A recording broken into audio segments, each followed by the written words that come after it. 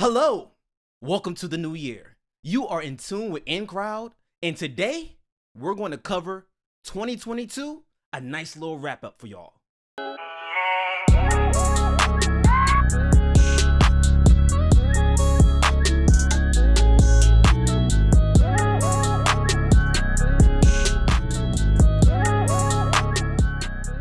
So yes, as MVP put it, we're going to talk about 2022.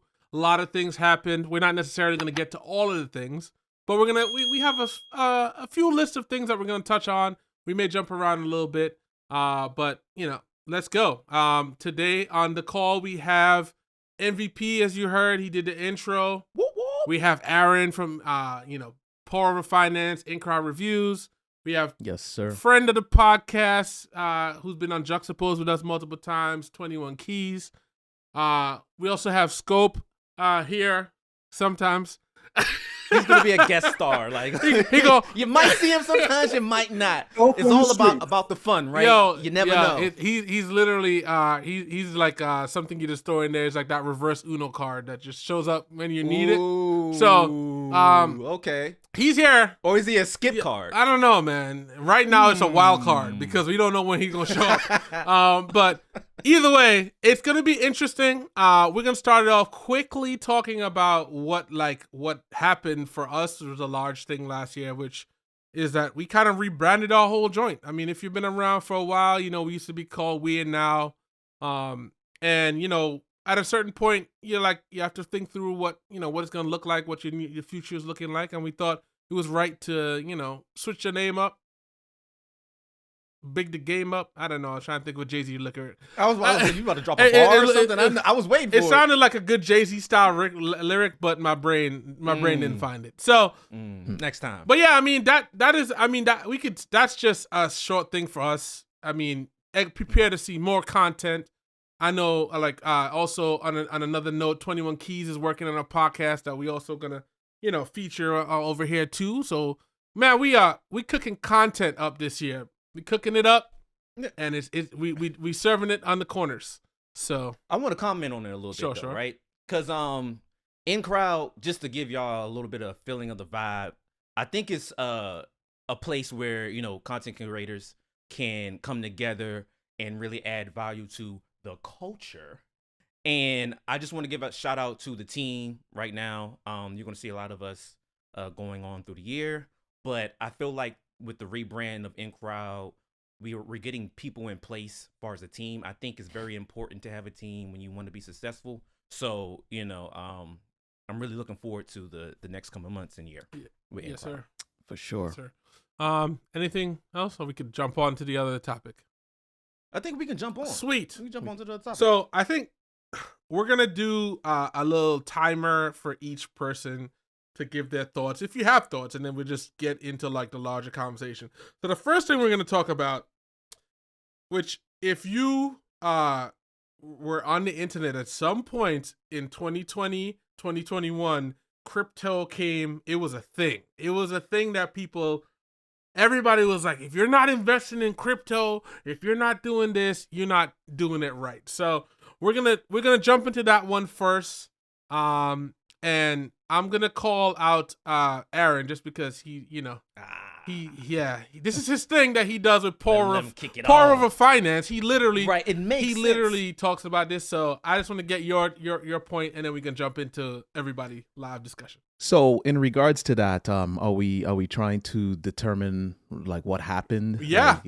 Are you saying that the buzz is gone? It's no longer exciting. People are no longer interested in it? I want to know what you think as the one who has the most, I would say the most expertise in this right now. I don't know 21 Keys if you're as versed as Aaron is, but if you are, you have a second to talk about it. But we're just going to get into do we really think the bubble popped? Is it no longer, is it a trend now? Has the NFT stuff faded away? Talk about that as a whole, and let's get your opinion. All right, so I first I'm gonna start off with the entire NFT thing. NFTs and crypto are kind of different technologies in the sense, even though it does all sit on the blockchain. What we knew of NFTs with the music aspect and the JPEGs, as some people want to point out only. That stuff, I feel like, yeah, there might have been a little bit of a bubble that has popped there. But if you're still keeping yourself up to date as to what's going on, the bubble hasn't quote unquote popped. What really just happened is that the larger conversation where, as they call it, retail investors, people who weren't really in the space, have kind of gone away, and a lot of that has happened because of the massive losses that crypto and NFTs have been taking over the past year plus at this point. I would not say that the bubble has popped because I don't really think it is a bubble at all. It's an asset class like any other asset class. It does have peaks and valleys. So we're currently in one of those valleys. And because of the macro environment that's currently underway, where we have things like the war in Ukraine, we have inflation, we have massive layoffs that are taking place, we have the increase of interest rates going on here in the US. I mean, there's a lot of different things that are happening that are going to affect every asset class. As we know, even the stock market and securities market has taken a huge hit. Unfortunately, crypto is one of the more speculative asset classes. So whenever it's a speculative asset class, it takes the biggest hit of all of them. People are going to kind of veer towards things that have been sort of tried and true, like bonds and real estate and things like that. So as the macro environment starts to improve, and there's other things that are going to happen that I won't get into too much, but there are other things that are going to happen, such as the Bitcoin halving event that's going to happen in 2024. We're going to see the market flip around. So yeah, I don't think that it's a bubble. I don't think it has popped. I just think that people who don't know anything about the technology, that jumped in and saw it as a get rich quick opportunity, those people are gone because there's a lot of bleeding going on. And when there's a lot of blood being spilled, most people are not going to be around for it. They're here for the good times. They want to make a lot of money. They want to buy Lambos. They want to talk about Dogecoin and things like that. But when the actual building and the massacre is happening, most people disappear. And that's kind of what we're dealing with right now. All right. Well, Nice. that surmises that so perfectly. I mean, this is why we called you in that first. Anybody who wants to go next? So I'll say this, right? When the insurgence of Bitcoin came around, it was like a myth, right? It was like something that people didn't really understand. When the stock market is a little bit more, it's not tangible, but it's kind of tangible, right? Like you could invest money in stock, and you're going to see some annuities, you're going to see some derivatives, you're going to see something in the end, right? Bitcoin is a new form of currency globally, right? And it's very volatile. So that means today it can be worth $1 million, and then tomorrow it can be worth 50 cents, right? So it's a bigger risk that you're taking, other than the stock market, right? The stock market have to crash for you to take a take a L. Right. The crypto is different. Now, what happened with in my opinion, right? What happened with the crypto thing was when you had big banks and big business started to buy into crypto, it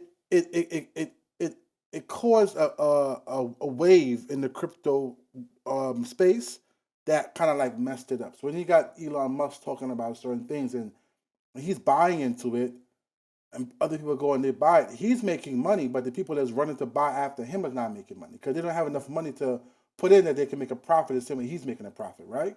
So crypto is a long-term game. Fiat currency, they're trying to fight to hold on to it. And if you don't know what fiat currency is, it's like coins and dollars, bonds and things like that. Crypto is new. It's literally new. I mean, it's not even 10 years, right? So it's new, right? Right. So people just have to wait it out and give it a chance. I have Dogecoin. I'm gonna let it sit there. Whoop, whoop. I'm gonna let it sit there until it makes me some money. Until then, I'm not stressing about it. I'm not really worried about it. But understand when anyone says it's volatile, people need to go look up what that word means and understand what they're getting into. Yeah. Yeah. Agreed. The one thing I would add to that, because I don't really have a lot of addition to this topic. I think more than anything else, what you saw with crypto, and especially like the retail investors that like Aaron was referring to earlier, was we ended up in a space where it was highly unregulated. The big boys didn't know how to play in it, and they felt uncomfortable. I feel like that was the biggest thing. People didn't like that there was something that they didn't fully understand and able to manipulate, because the stock market is just as volatile as crypto in my mind. It's just that people know how to play that game better, and it's definitely something that is first of all, it's regulated, and so there's certain things you can't do, whereas with crypto, literally it was, I wouldn't say the black market, but I don't like that term, but it was literally off the beaten path. So here's the thing, right? So Incrowd could have a coin. Incrowd could create their own coin, right? The Incrowd coin, right? Because let's say you got 20, 30,000 followers, right? You create Incrowd coin, and now all your 20, 30,000 followers go buy the Incrowd coin for $1 a coin, right? But then if Incrowd decides, I'm good, and they back out, they're going to take their money and leave, and they just got to eat that, right? Because it's not regulated. The stock market, somebody's going to be held accountable when something goes wrong. That's why it's regulated. Bitcoin is not regulated. They're trying to regulate it, but it's difficult for them to regulate that space because it's not something you can actually touch. Yeah. Right. MVP, anything? For sure. So my thing is, I didn't know nothing about this, but I did hear about Bitcoin, right? And my thing was, I heard about it and I was like, whatever, I don't care about that. All I care about is hanging out with my friends and getting money, right? And so then as I started learning more about Bitcoin, I really didn't get into it until like 2020, 2021, right? And I'm like, oh, stocks. Well, I got a little bit of extra cash. Let me invest in stocks, right? And so as I'm doing that, I'm like, okay, let me invest in Bitcoin. And then this is the point where I feel like, at least in my friend group and on social media, everybody was talking about crypto. I mean, I've had conversations with friends I've had for like 10 years and they ain't never talked about Bitcoin. But recently, especially 2022 and 2021, they were talking about Bitcoin. And I'm like, oh, we making plans. We like, yo, we about to be rich. We about to be like these white people who got Bitcoin money. We like, yo, we missed the first wave, but we damn sure ain't gonna miss the second wave, right? So I'm buying up Bitcoin, going crazy. I'm like, yo, I'm making plans to be on the island, drinking pina coladas. You know what I mean? But that was a little premature. Because the whole volatile and like changing up and everything, I'm like, oh, this ain't really quick money. You gotta sit on this for a little bit. And then when the rest of the people, I'm not gonna say the world because the United States is not the world, but the rest of the world, I like how you said I did. You see what I did there? The rest of the world was like, hold up. Oh, dang, I had to like pay attention to this. And then I think that's why, especially with like inflation too, like people were like, I'm not going to keep spending my money on this. And then like 21 Keys was saying people would drop out, like people would drop out and then the coin would go down and down. But when it was up, it was up. Yeah. But now I'm like, I think that's kind of where people's head is at who are not really focused on stock. Cause I'm telling, no offense to anybody, but even the base person was like, yo, I'm in stock right now. I'm investing. And they had never thought about this before. And so I think the whole, like, it went up too fast and then it went down so fast that now it's just like people don't know what to do with it right now. Yeah. But that's kind of what I'm feeling from the experience. Agreed. It was definitely one of those things that was super trending. I had people, oh, you haven't bought, like from the stock aspect, you haven't bought GameStop, you're wasting your time, blah, blah, blah. And it's like, by the time everybody's talking about it, it's already too late. The wave has you're on the downside of the crashing wave, right? Like there's nowhere to go there. So, it was just, I think the trendiness of it may have kind of worn out, but the people who were here already, it was buzzworthy. Yeah, the people who were there already, they continue to do their thing, and I don't think it really matters that the hype has gone. Yeah, the people that were FOMOing in. And then left, that they'll be back when When the market returns again, they'll be back. But by then, it'll be too late, like you stated, because when the conversation is happening, it's already too late. If it's already in the news, it's already been happening at the bottom. So right now, anyone that's smart in terms of, I shouldn't say anyone that's smart, anyone that wants to buy into this asset class, right now is when they would be buying in. When all the news is bad, when everyone's losing money, when everything's losing all of its value, that's when you want to buy. You don't want to buy something when it's $1 and it's only going to 110 before it crashes. You want to buy it when it's 10 cents and everyone is afraid to buy it. When it gets to 110, you're already cashing out because you bought in at 10 cents. That's kind of what you want to do. So I don't really think it's like something where the trend died off. I think more so it's just the fact that we have all of these different macro environments that are currently taking place that is affecting everything. The stock market is down over 30%. Crypto is down, I think, over 80%. The housing market is probably and the real estate market are the only two markets that are still like holding up a little bit. But what's that? I'm sorry. Those are the only two that are kind of holding up a little bit, but it's looking like that could pop at any given moment, right? Because the housing market is actually starting to see a little bit of a cooling off because of the high interest rates right now. I have a friend that just bought a house and his interest rate was 6.5%. There's no way. Mine is 3.5, and I couldn't imagine almost double my interest. It's outrageous. Plus with the prices of homes right now, so it's starting to cool off a little bit. Like I said, we'll see that market turn around again, just like the stock market will. It's just a matter of playing the time game. So we'll see. Go ahead. Hold on. And the housing market right now across America is high. It's not just only in the city. It's everywhere. So don't think, it's only like worldwide. Actually, I'm saying it's because here's what's happening. The internet COVID happened, and everyone was home, and they had time to sit on the internet and learn and get all this information. And about 75% of those people started applying the information that they was learning. And then people started making money. And they started going into they made money over here and then money over there. Then started jumping into different lanes and making money. Like, okay, affiliate marketing, I could do drop shipping, I could do all these different things that they get, and they're making $5,000 here, $10,000 there, to the point where a lot of people quit their jobs because they made so much money that they don't have to get up and go to work anymore, right? So the housing market right now, even the renting market right now, is high. Like it's high. It's really, really, really, really, really high. Yeah, no, I know. Because the interest rates are so high and inflation is cooling off, but it's gonna I'll tell anybody this: if you could get into into buying like foreclosed homes, that's where it's gonna be at, because those homes are going for pennies on a dollar. And so I'm saying, because the banks just want to get something back from what they want to do and take an L. So like tax liens, tax lien properties. You got over the counter tax lien properties, and the foreclosure. Then they have this other thing they're doing now, where let's say you have a house and it's like you haven't paid you've been in foreclosure for about a good 2-3 years. They will go in, pay the back money you owe, understand, and take over the payments on the house, because those houses, those interest rates are like 2.2, 2.5. They're really, really low. So the mortgage price is not even that high. You know what I'm saying? So there's a lot of different techniques.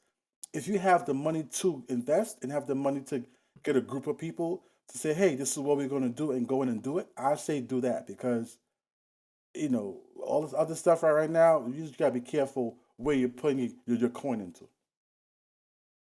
Yeah, the key thing about that is if you have the money.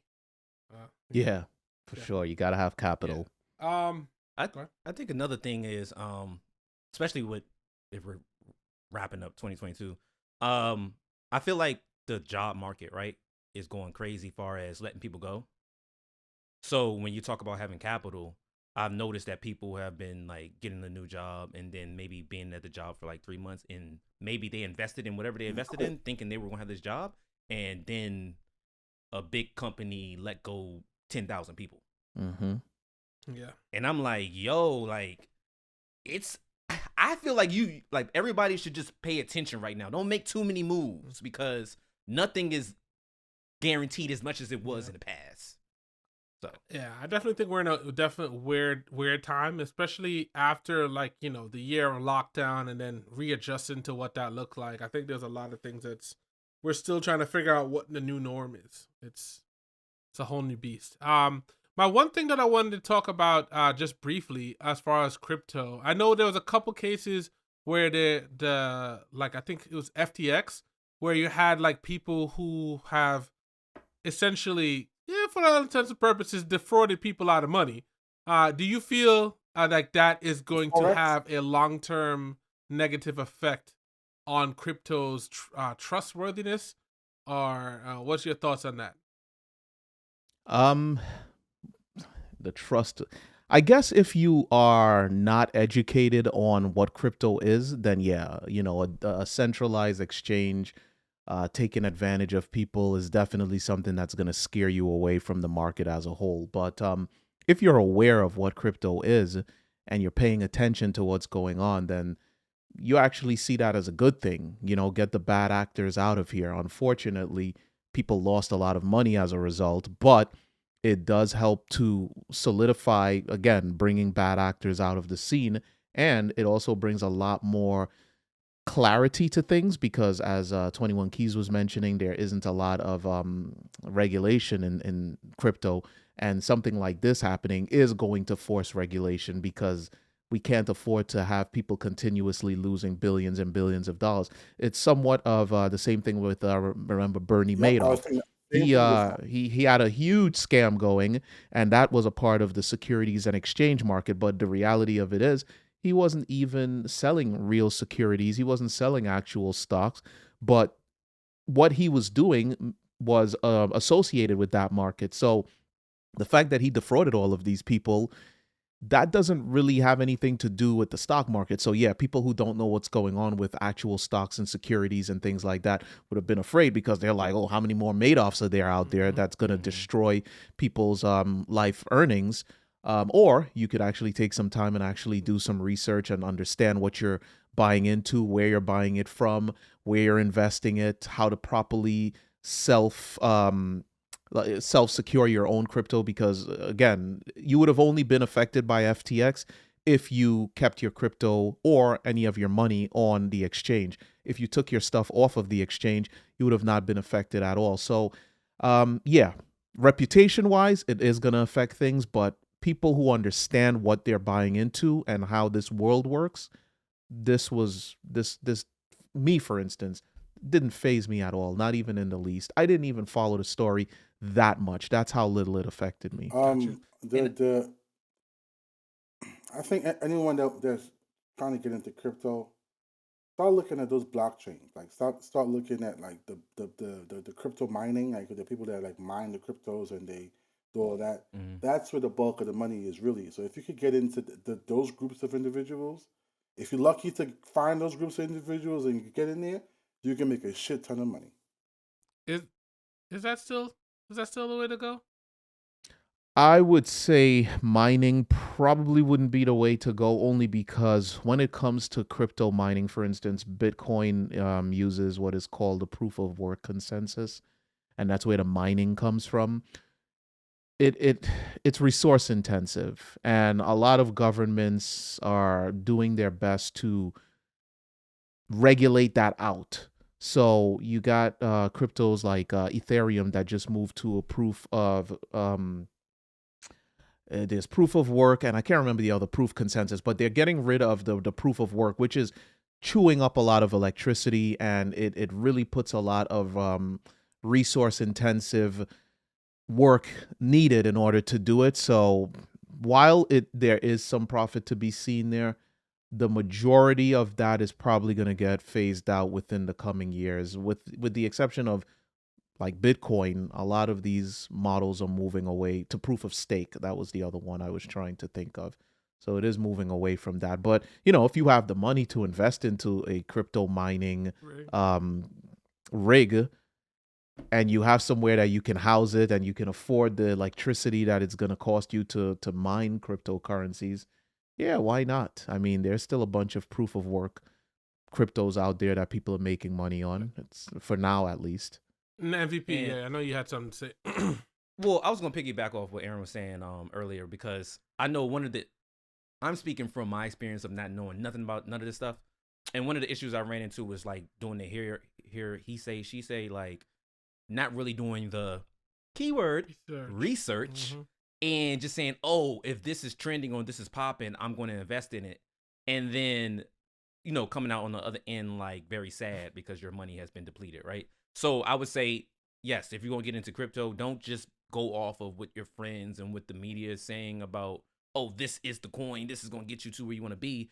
Definitely do the research, because learning from experience, I should have did that with some of the things I invested in. Yeah, like freaking Dogecoin. It was way I get it. Stop. No, I still believe. No, here's the problem.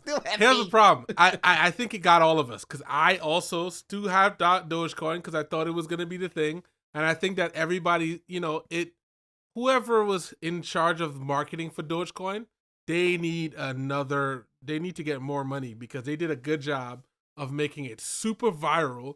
And then, you got other people to hop on it, and then you turned around like, yeah, it's going to be big. I remember the SNL thing with Elon Musk was supposed to change the game. He bro, I watched that thing drop faster than the temperature, bro. And I'm like, I don't understand. I don't get it. But yeah, it definitely, and a lot of that had to do with Elon Musk. Yeah, I mean, it's down, but if you hold on to your Dogecoin, it potentially, I'm actually looking at my Dogecoin holding right now, and I'm down $2,196. Dang, you went harder than I did. I did. But the thing about it is that, again, doing your own research, that was me attempting to quote unquote get rich quick, and now when I bought that to where I am today, it's completely different individual in terms of my level of understanding. So, doing your research comes with everything. Again, all asset classes. You don't buy a particular stock just because someone says the stock is hot. You don't go buy houses in the neighborhood because someone says, oh, it's gonna be the next I don't know, Dumbo or whatever. You don't do things like that. Actually spend some time understanding what you're buying into. Do your own research, understand what you're putting your money into, and then make your own choices from there. Not because it's buzzing in the news. And that was the mistake I made, and I paid dearly. And I will not sell until I at least see 50% of my earnings return. And it may never, but because I've become so educated, I even understand now that I can do what is called tax loss harvesting. I could sell that, take the losses, write it off on my taxes, and get back to business. So there's ways of getting around. One thing I want to say, honestly, I know 21 Keys, you have something, but to that point too, that's exactly what happened with GameStop. Everybody was like, GameStop, AMC, you have to get it, blah blah blah. Bought it, sank. It literally tanked immediately, and then it went back up. Got my money out, and it kept going up, and now look at it today. Trash. It is terrible. Yo, Kyle, did you get your money? Oh yeah. Styles, you remember when GoDaddy was going public, and I told you about it? Mm-hmm. You bought the stocks. How much is GoDaddy stocks now? I don't think I had actually done that. I think we had talked about it, and I was like, yeah, I kind of maybe dragged my feet on it. But what is GoDaddy stock now? It's like I think it started out as like $20 a stock, whatever. I think now GoDaddy stock is like $60-something a stock. Yeah. Hey. My biggest loss was Facebook. I remember when it was IPOing, it was about $40, and I had $5,000 to invest. I knew nothing about investing. So after a couple of trial and error and not getting anything done, I stopped. I think at its peak, Facebook was what, $300-$400. I would have seen some decent returns, but you live, you learn. Stocks, all of that stuff is a lot of time. It's never a get rich quick scheme. It's literally you have to invest, and you have to know your investment and trust what you're gonna do. Because if you just think you're gonna throw money in and then see it in a month, that's probably not gonna happen that way for you. In May. There's a big. Go ahead, Keith. There's a stock. It's called REITs. It's like real estate. It's like real estate investment, whatever. So you could investment trust. You could actually invest in that and just let your money sit there. And every 3 months, you might get $500, off of it, whatever. The dividends, or what I'm saying. It don't even matter. Like if you put in, see, I see it like this, right? the money that you would spend on buying outside food, just a bunch of frivolous, dumb shit, going to the bar, buying drinks, whatever, you take that money and you invest it. Because that money was going to go away any fucking way. So whether you lose it or not, it doesn't really hurt you because you're just going to piss that money out and shit it out anyway. You know what I'm saying? After you go out, right? So that's the type of money. So if you could invest every week $20, $30, $20, $30, $40, $50, think of it like this. You're going to spend that $40, $50 on bullshit that you're never going to see back anyway. You know, on that point, and I think we got to wrap this up soon, but I think to that point, I feel like there should be more, investment classes or because this is stuff that I didn't learn when I was growing up, right? Your idea of fun is like, well, you go out and you party and you spend money doing this, and that was like what you did on the weekend, right? No one talked about taking your money and then doing, putting 20, like you said, put $20 here, $40 here. Every time you think about investing, you always think that I had to throw, thousands of dollars before it becomes anything. So I think it's really about the education and the patience, because that's the other thing. Correct. The patience is the most important part, because everybody thinks it's a get rich quick scheme. You're selling freaking whatever that thing, Mary Kay, or whatever it is. Like you remember Mary Kay? Everybody, Not Avon. everybody. Oh man, everybody has something. They're selling cell phones. Phone card. If you're in the Caribbean, they're like, yo, it's selling this phone. You could call it Caribbean, and you just rack up. And it's everybody has that, and a lot of times that's not really how you get the money. So right, and to springboard off of that, and I guess to add my final thought to it, based on what you're saying, there's a big saying in the investing world that I like. It says, "Time in the market beats timing the market." So basically, the time you're spending in the market beats you trying to time the market. So just like Keys was mentioning, you could, as they call it, drip, where you just do a little bit every week, and then as that compounds over the you could turn around in 10 years and have a couple $100,000 sitting there without even realizing it, just dripping into the right investments over time. So, well, on that note, unless anybody had anything else, I think we're going to transition into something that's a lot less educational and very full of drama. So if you're giving your versatility, if you're not familiar with what we're talking about the case of Tory Lanez versus Meg Thee Stallion. What a way to transition from some real deep conversation to some just utter trash. I would say trash. Let's not call it trash. But let's not call it trash. Let's call it it's called toxic, unnecessary. It's called debauchery. That's what it's called. Debauchery. Debauchery is the perfect word for that. Nice, Keys. So, if you don't know what happened recently, Tory Lanez was found guilty on the case where he shot Meg Thee Stallion. He was found guilty. According to a jury of his peers, he did that shit. So I don't know who wants to go first, but we'll throw it off. You get 3 minutes to jump in, and then we'll go. All right. You go first, Keith? Okay. So first of all, Tory Lanez knew that he wasn't. He should have knew he wasn't going to win that case. That's what he messed up at. First of all, no hope, man. No, listen, even if as much as innocent as he claimed to be, he should have just never even. He shouldn't have fought. He shouldn't have fought that case. First of all, you gotta keep in mind. Look at we're in a climate of woman empowerment. You know what I'm saying? So that's a losing battle by itself. Then on top of that, hold on, bro. Hold on. I'll let you finish. You got your 3 minutes. Sorry. Hold on. Then on top of that, right? In California, he's not going to jail for shooting her. He's really going to jail for firing a weapon in California. There are laws in the gun laws in California is very, very, very. You got to understand that's gangland. Weapons charges. That's gangland. So at the end of the day, like he should have figured out how to finagle his way out of that, take a plea deal or something, because he's going to get a minimum 5 years. He's looking between 5 to 8 years. He's not getting under that. He's not getting under 5 to 8 years. And then when he's done, he's gonna get deported. I mean, he's already rich, so that doesn't really matter.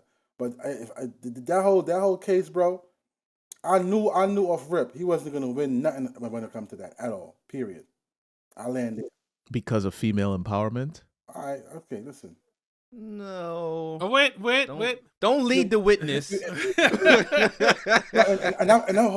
make it clear. I'm not saying that in a bad way at all. I'm not, you know what I'm saying, downplaying that. Clean that up. I'm not downplaying that movement. I'm just saying, like, those are two public figures, right? And there's a lot of femicide going on, right? Which is female homicide happening. Yeah, it's a thing. Okay. It's called. I didn't know that was an actual word, but go ahead. It's called femicide. So you got all of these things going on with the femicide. You got, all these domestic violence issues is going on. All of these things is happening in real time. And a lot of these women are like, they're not with the shit. So anybody that could be made an example of is going to be made an example of, period. So, you know what I'm saying? I'm saying it from that perspective.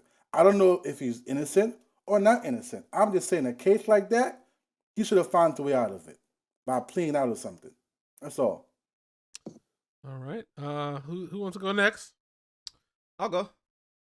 So, to rebuttal Keys. My thing is, if you believe you're innocent, I'm not taking a plea. Period. Right? And so when you say that, I'm like, but if he truly, because we don't know, right? Obviously, the jury knows, but I don't know. And I'm like, if he truly believes he's innocent, I can understand not taking the plea. And that's why I'm like, the reasonable doubt comes into play, because I'm like, it's hard for me to believe that he doesn't know everything you just said, Keys. With the whole, not even just women empowerment, but like protecting black people in general. Just the black culture ain't playing with people just killing people and just doing whatever y'all want to do, right? To a certain extent, right? Because we still got drill. But okay, that's for another conversation. Whoa. That's for another conversation. But anyway, finish your time. My thing is, I don't think he's not aware of this stuff. But if he believes he truly wasn't the person who shot her, I can see him doing that, right? So let's get into the whole, we have the 3-year span, just in case nobody knows. There was a 3-year span of when it happened to now, right? And then we hear a lot of evidence come out. We hear a jail call from Tory Lanez to Kelsey, who is the best friend of Meg Thee Stallion, right? We hear witness statement for someone who saw the whole thing, apparently, right? We have people from the party, because it was at Kylie Jenner's party, that, said their piece or whatever, testimony. We have Kelsey having a whole testimony with the prosecutors and then coming back and testifying in the court saying she lied, right? And even before we even get to that, we have the whole way the story came out, right? So one of the issues that everybody is dealing with is the fact that it's like, hey, there's this whole believe black women, people are not. I don't think it's that. I think it's that people heard the story come out a certain way, and then when you change the story, you automatically have doubt, period. I don't care if you're black, white, or anything. If you gave me one story and it changes, you can't just expect me to say, okay, I'm going to go with the new story you gave me. Even if you've had the reasons. I'm spitting on the camera and everything. I'm going crazy. But even if you have the reasons of why you're changing the story, that's cool. But you have to understand people got the story one way and then it changed in the middle of it. And so I don't think it's we're trying to say Meg lied or Tory's innocent or Tory's good. We're trying to figure out what's going on, because the way the information is being presented to us and it's going like real live time over 3 years, I'm not going to just say he shot her. But now, as more evidence coming out, I don't know, bro. I don't know. I don't know, bro. We got to talk about it. Let's talk about it. I don't know. Aaron, you got anything you want to add there? Or we set the timer? Honestly, the entire Tory Meg thing, none of it is surprising to me. I expected him to, even though the guilty verdict wasn't over actually shooting her, it was weapons charges and shooting recklessly and things of that nature.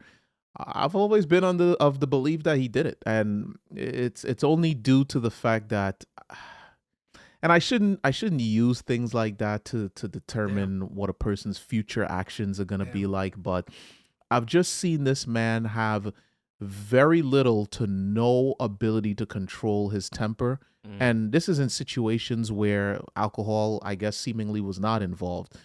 So with that being said, just the fact that I heard what I heard about the entire situation happening, I was not surprised at all. And then the things I was seeing him putting online about, it was two friends who were arguing over a good dick, and things got out of control. It's just none of it was believable.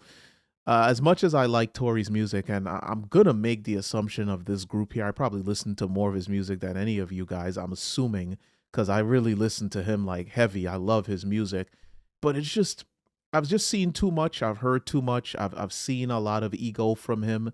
I've seen how he moves in certain situations, and I just was always of the belief that, hey, you know what, he did it, and he made a bad call in a situation where emotions were high and alcohol was involved, and unfortunately, it's one of those situations that it's kind of hard to come back from. Unfortunately, or I should say fortunately, he was found guilty of something. I don't know that he actually did it, but if he actually did do it, then yeah, you can't get away scotch-free from things like that. And I don't know, there's really not much I have to offer on it. It's just the fact that I'm kind of glad it's over, because it's like there's so much going on in the world. The amount of attention that particular situation received, it's like, come on, man, are you kidding me?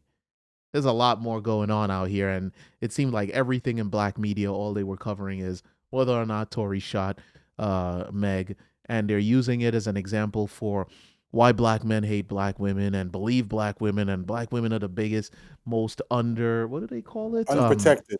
Underrepresented group and things like that. It's just, I'm just tired of all the negative media associated with African American people, and they're using these deplorable characters in music as they're deplorable characters, in my opinion, as a barometer for how to judge the rest of us. So, I'm kind of happy that is actually out of the limelight, only because it's just like, come on. The last thing we need is, we have so much everyone versus us situations. The last thing we need is us versus us situations. So prayers and thoughts to all of those involved. Not the prayers and thoughts. Prayers and thoughts. Thoughts and prayers. Well, I don't really have much to add to what you guys just said. I think more than anything else, I think this was I think Aaron had said it. It was decisions of somebody, stupid decisions, I would feel like, that led to this person, essentially ending up in this situation. And I think that it was interesting to see how much of it was televised, even though it felt like it wasn't supposed to be. But like, people would leave the courthouse and literally give you a whole, update on everything. It was like if it was, I feel like in 2022, this was bigger than the Amber Heard trial and Johnny Depp. And that was like, there was like a whole lot to that, but I feel like this was bigger than that, and it's unacceptable. And deplorable is strong, but I guess it works. And so with that, I'm just to say he did that shit, and I reclaim my time. See, the thing with Tory, Yo, and you said that it was televised. One of your favorite rappers has a line like that, right? Your demise will be televised. But see, the thing with Tory is like, he rose to fame so fast, then he crashed and he burned. You got to be careful when you hit that pinnacle of success so quickly, right? You know what I'm saying? Like, because he was up there, right? And it's like, he just crashed and fucking burned, man. Just crashed and burned. Sidebar on that. You said it was a fast rise? I don't feel like it was that fast. I feel like Tory is like one of the slower burners, man. When I say that, I mean as far as from his class, like his class of artistry, like his trajectory went really, really, really quick. You know what I'm saying? So he hit that pinnacle, like, yo, and then like now he's in that space where he's around the Kardashians. He's around these top tier artists. Like, he's around them and he's a part of their world. And if you don't know how to if you don't have the people around you to keep you grounded, like a Drake, right? The only smudge on Drake's career is the whole having a kid and us not knowing about it. Besides that, what other thing you can say about Drake? Because Drake has, I mean, first of all, Drake is the biggest thing in music outside of people like maybe Bad Bunny or whatever. Right. But his team is completely That's what I'm different. saying. So he's got a lot more people like keeping him, keeping it together over there. So Tory don't have, a lot of these artists don't have that. That's why they crash and they burn. The baby crash and burn because he, you know what I'm saying, he's the hothead. He don't got the people around him to like, yo, bro, you need to calm down a little bit. You know what I mean? So that's how I see it. So right. my thing is, I'm trying to get into the science behind it, right? Because obviously the court stuff happened, guilty verdict, cool. That's what it is. Not debating that. But as a man, I'm trying to understand the science behind, hey, I'm having this argument with this lady. She leaves the car. And I shoot at her and say, dance, bitch, dance. Well, listen, but we're not there, so like, what is the science behind? But we're not there, bro. So we don't know exactly what transpired from beginning to end. Like we're going off of what somebody else is saying. There's three sides to the story. You know what I'm saying? So I can't go on hearsay. I need to go on facts and the people that was actually there. The bodyguard, all of the females that was in the car, Tory himself, other witnesses that probably saw it from the party, from the party, getting into the car, leaving the party. You get all that stuff. All of those accounts need to be documented. You need to see it before you make an actual a be all end all decision. That, oh yeah, like he did that shit. I don't know if he did it or not. You know what I mean? And I'm not gonna convict him on something that I don't really know. I'm from a world where we don't talk on shit on things that we don't really know about. We just you know what I mean? So I can't persecute him or convict him on something that I don't know for a fact. No one really knows for a fact but the people that was involved. That's all I'm saying. Right. And I do understand that, right? But I guess from a teaching standpoint, right? If what we hear is to be believed, right? You're saying, and this is what, like, my mind tries to figure things out. I'm not just going to listen to what people tell me and not try to figure things out. Because this helps me understand how to move around other people, right? So my thing is, and this is how you got to gauge the people you hang out with, right? You're telling me that there's a guy in your camp that could get so mad and drunk that without feeling like, based off the information we have, she wasn't whooping his ass or anything. He took out a weapon and started firing at her. Right. And my thing is, I'm trying to understand in a world where that happens. It's called hip hop. It happens in a world where there's a lot of ego involved, and there's weapons involved, alcohol and there's liquor involved, and when tensions run high and the egos run high and emotions run high, you start doing things that you typically would not do if any of those were not running high, and that's kind of where we wind up. Plus, I don't know, as 21 said, we don't really know all of the facts because it seems to me, just listening to what everyone said, there was a lot of lying involved. But if you're to believe some of the reports that we heard took place, the actual shooting that took place there, it was due to the fact that Meg and Tory got into a little bit of a back and forth. And from my understanding, she might have said some things to him that might have, hurt his ego. Caused him to kind of take it the wrong way or take it the right way and just go off the handle with it. So I believe that's kind of where it happens. You got alcohol, emotions, ego, and then you're insulting me on top of that. All right, it's time to not shoot you in the sense that I'm trying to kill you or hurt you, but just shoot in an attempt to show you like, yo, calm down, because I'm about that life. And this is another thing I wanted to bring up. From my environment, I was taught that you don't reveal a weapon unless you're using it to handle some business. I was having conversations with people and they're like, maybe he was just trying to intimidate her. And I'm like, right. Bad idea. I feel like that should be like you know how people have like codes and stuff. Like I think more people should be aware of like, yo, you don't just show people what you got on you. So Or am I Plus, tripping? it's someone who was that wasn't armed. You know, like there was no real threat there. So, what exactly are you trying to do? Why are you trying to so intimidate them with a gun so like that? so here's the thing. Go ahead, His kids. bodyguard should have stepped in and de-escalated Stop that it. whole shit. But because his bodyguard is Mhm. paying him, right? He's paying the bodyguard. I Mhm. mean, the bodyguard might feel like, damn, like I don't want to. But I think I hear what you're saying, NVP, right? A certain type of Mhm. man code needed to be there, regardless of Like celebrity, regardless of it's a money. thing, right? A man code needed to be in, like your bro. Right now, you bugging out. So here's the thing: Mhm. you guys take an Uber, go home, and I'm gonna drive you to where I'm gonna make sure you go.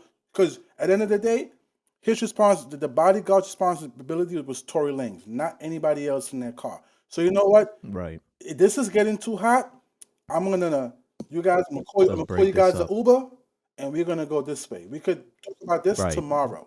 You know what I'm saying? But when that doesn't happen, and you know, if he's a boss, right? Tory is a boss. So don't nobody want to tell the boss he's doing something wrong. Then you got Right. to, but at the same time, a certain man code need to be not just in that situation, right? In all situations, Right. right? A certain man code needs to be like, yo, bro, like I was watching a video. Somebody sent me a video. Some of Instagram. It was a dude. They're in the house in a recording studio in the house, and in another room, this guy's beating up his girlfriend. Right? They got three other guys here watching him beat up his girlfriend, and then this other guy came out. He like, yo, bro, what the fuck you doing? You know what I mean? Like we trying to record and trying to get the song done.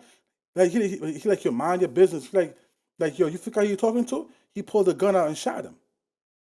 You see what I'm saying?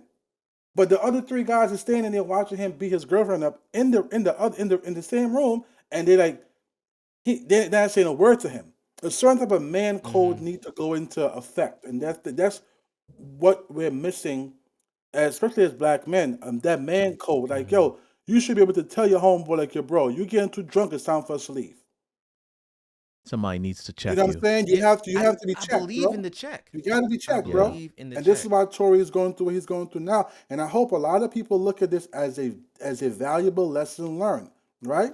Yes. Because this can happen this can happen to the most regular person that have regular 9 to 5 job too. It can happen to them too. Mhm. Alcohol, ego, pride, weapons. Yeah. It's good. It's a bad it's a bad combination. Yeah. So we're gonna move on to the next topic. I've seen, at least for me in 2022, a uptick in violence in, I guess, I know violence is around, but being more aware of all the violence that's going on and being able to get that information super fast. And I just want to see, like, what are y'all thinking about that? Have y'all experienced this kind of uptick, or what are you thinking? And we're going to start off with Keys. Damn. Call him out. Call him out. I mean, Yeah. listen, bro. Like, America is violent, bro. You know what I mean? Like this country is based off of violence. Like from its inception, it's based off of violence. So what's going on now? Okay, look, put it like this, right? Do you know back in like the 70s, they had a higher murder rate than the murder rate now in New York City. In New York City back in the 70s, the murder rate was like 2,500, like 1,800 murders or something like that, right? Compared to now, it's not as much murders as back in the 70s and the 80s with the drugs, but the crack was king and crack was running the Really? streets, and you know what I'm saying. So it's not the violence now. It still shouldn't be, but it's still there. You talk about Chicago. Chicago was see, they talk about the violence in Chicago, but they don't talk about the political move that was made and why the violence is in Chicago. It is. They took all the gangs and moved them into the same neighborhoods, and you think they're not going to be beefing with each other? Come on, let's be serious. You know what I'm saying? You put two gangs, the BDs and the GDs, who don't get along, and you put them in the same neighborhood. They got GDs, BDs. You got four corner hustlers, right? You got Land Kings and you have I forgot the other one. It's 5 major gangs out there, right? If you put them all in the same neighborhood and they got to live amongst each other, they're gonna beef with each other. I'm not saying it's right. I'm not saying that they should do it, but it's gonna happen. You know what I'm saying? Like, it's a lot of political moves that made that happen. So violence was always here. The violence amongst in families is going up.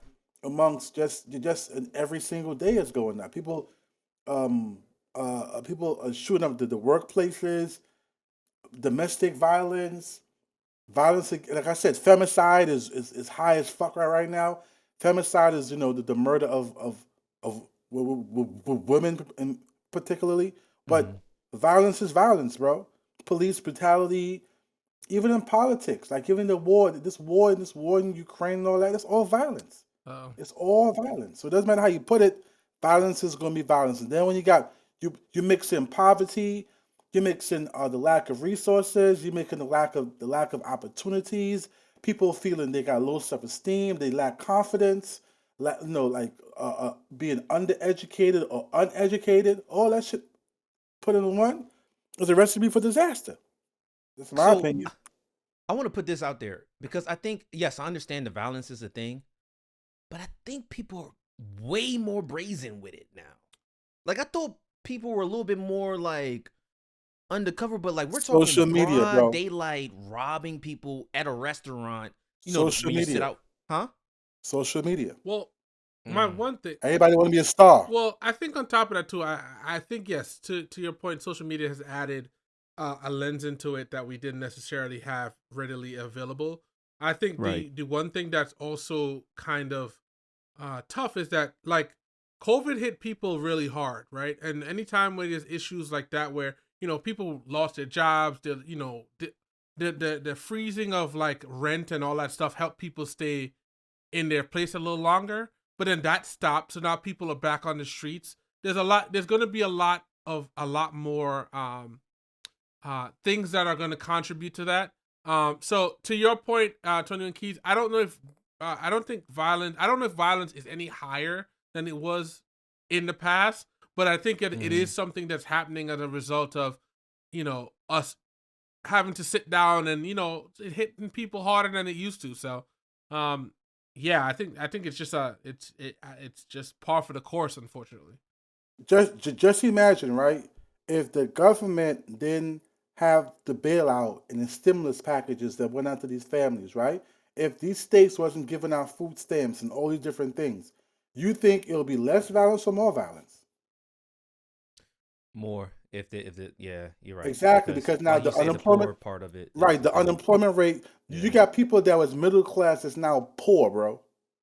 You got people that was upper class that's now middle class. You see what I'm saying? So it changes the whole demographic of everything. So people that's like, yo, we gotta eat. We gotta figure it out. So what's your thoughts on it, Aaron?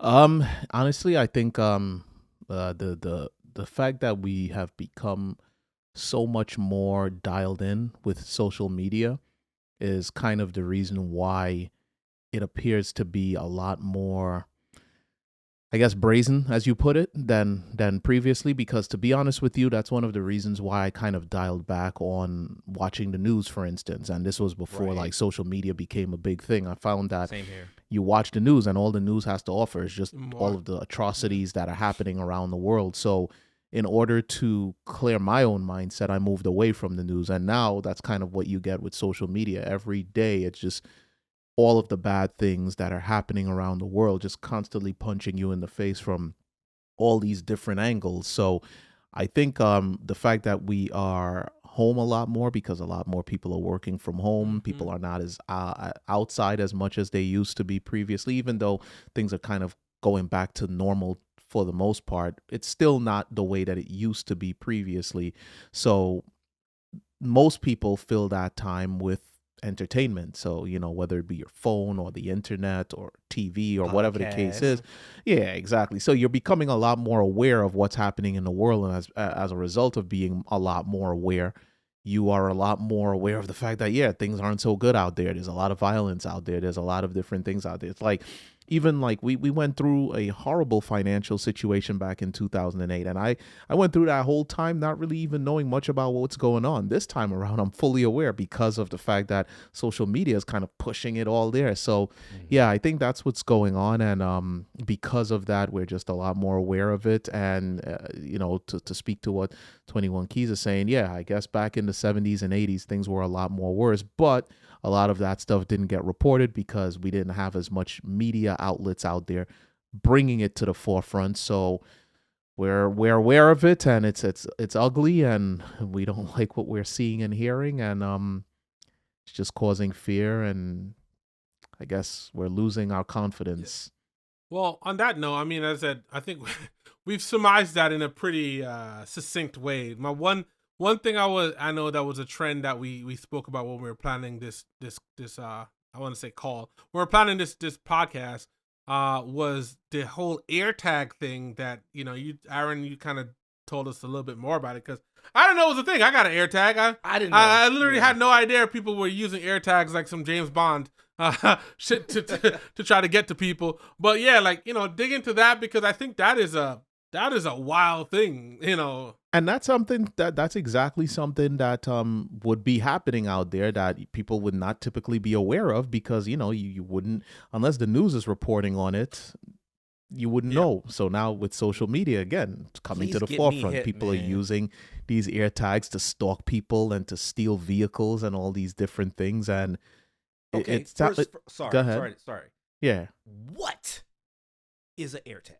Oh, Mr. Styles, since you are the owner of one of these pieces of tech, why don't you give us the 1 and 2? So my rudimentary understanding of this is something you use to track your different things. So like, for example, on the iPhone, you have the Find My Phone or Find My Mac. It's literally if you left it somewhere, or your iPod, you left it somewhere, iPad. If you need to find it, you literally can hit that button. It will show you at least the last known location. From my understanding, it also uses other iPhones to triangulate based on its connection. So I use it for my wallet because I can never find my goddamn wallet.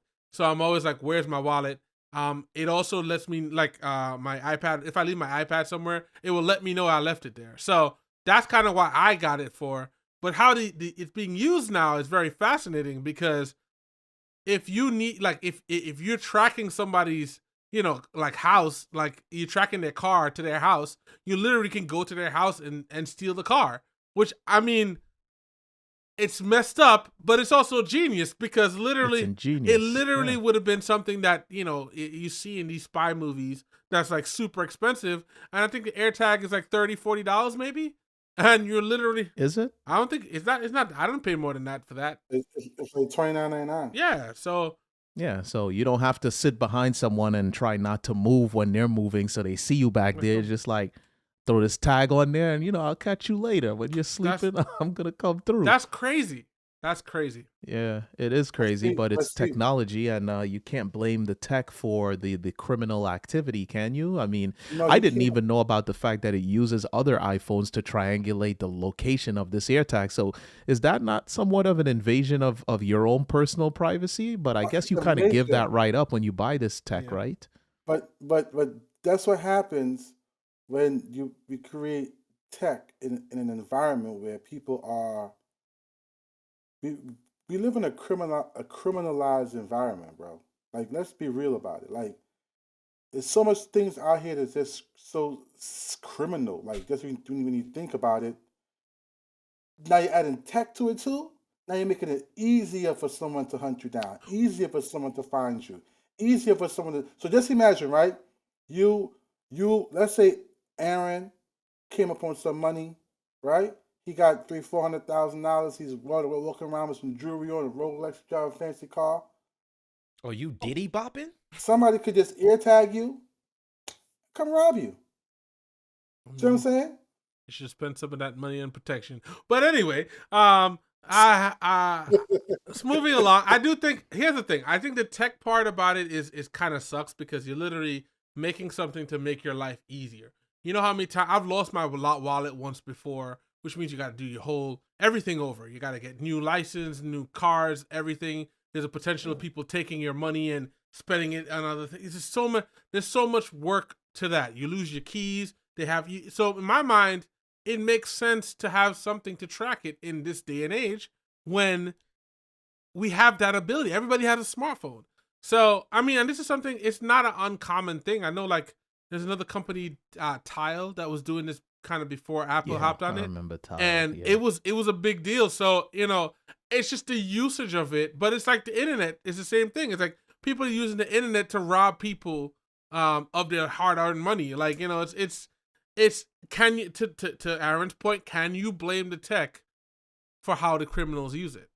I blame the people, because there's all these arguments out there, even with guns, right? Like, the guns don't kill people, the people are killing people. So, it's just unfortunate that that's where we are in society, and you're not going to be able to get away from that. No matter what type of tech it is, there's always going to be someone trying to use that tech to do wrong. So either you stop advancing technology, or you just kind of find ways to work around the implications of that tech. Yeah.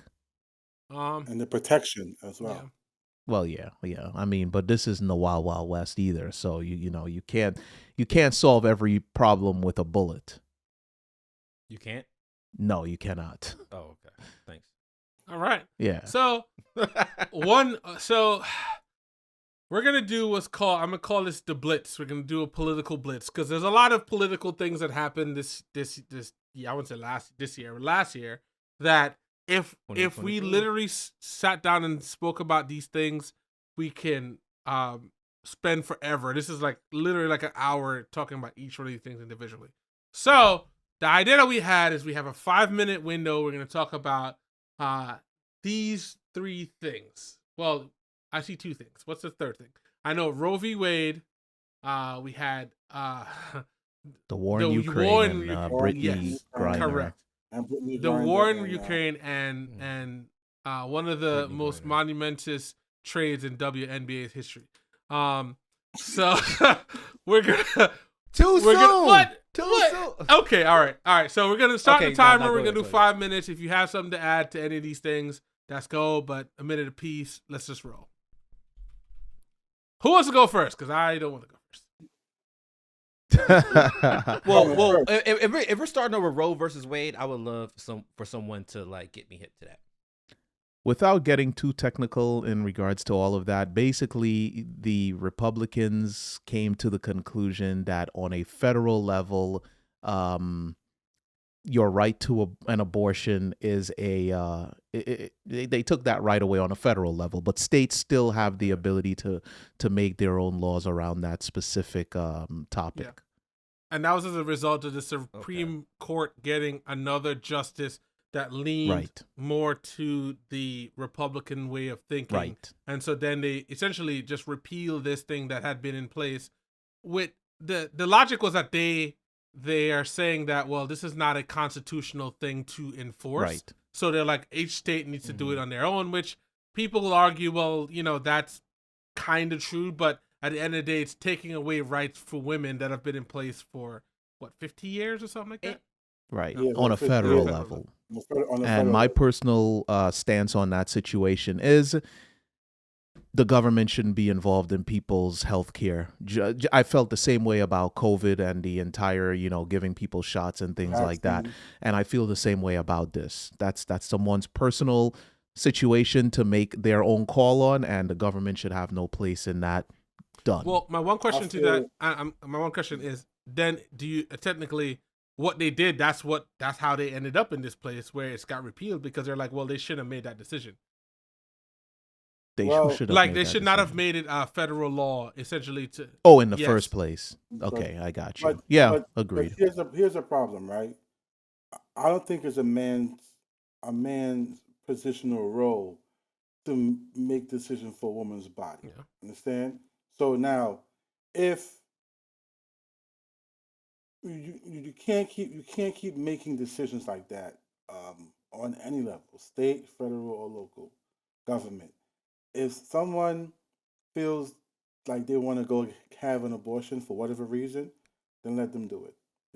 It shouldn't be anyone's right to give someone the right to do so, right? So, and I think that's the biggest the biggest problem is that the government is always overstepping their boundaries and making it seem as if they're doing it for the greater good of the people. No, let the people make the decision on what they want to do. Yeah. You understand what I'm saying? So it's not anyone's right. So now, for instance, someone's get raped, right? Someone is sexually assaulted.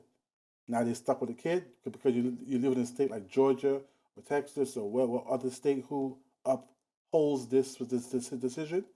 Come on, it doesn't make any type of sense. The one, in my yeah, opinion. and that those are like that's what's the argument too that they made. But there's also parts of of this woman's reproductive health that's required that for this. If you have, I think, an ectopic pregnancy, where like literally you have to remove the baby because they died or like that's Right, considered exactly. an abortion as well. So Exactly. it's like A miscarriage. you literally is That's a considered healthcare that's what I'm saying. It situation. should never have Right. been that way. But it sounds like we're rushing out of this.